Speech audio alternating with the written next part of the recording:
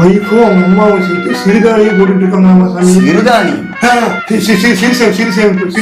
சேமிப்பா. அப்ப நான் கேட்டேன் சாமி, சேமிப்புல என்கிட்ட சொல்லிட்டு பண்ண வேண்டியதாண்டி, நான் என்னடி சொல்ல போறேன் அப்படின்னு என்கிட்ட கேட்டா, அவ ஒண்ணு சொன்னா பாருங்க, புருஷனுக்கு செய்யாம தெரியாம பண்றதுதான் சேமிப்பாமா சாமி அப்படின்னு அவங்க அம்மா சொல்லியிருக்காங்கம்மா சாமி.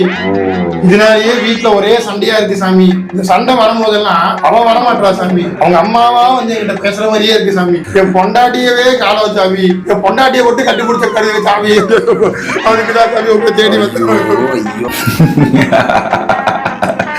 இப்ப நான் உனக்கு ஒண்ணு சொல்றேன் பார், நல்லா புரியும். 2 கம்பளி போத்தியும் நமக்கு குளிரடிக்கும் போது நமக்கு என்ன தோணும்? நம்மளுக்கும் ஒரு கல்யாணம் பண்ணணும்னு தோணும்.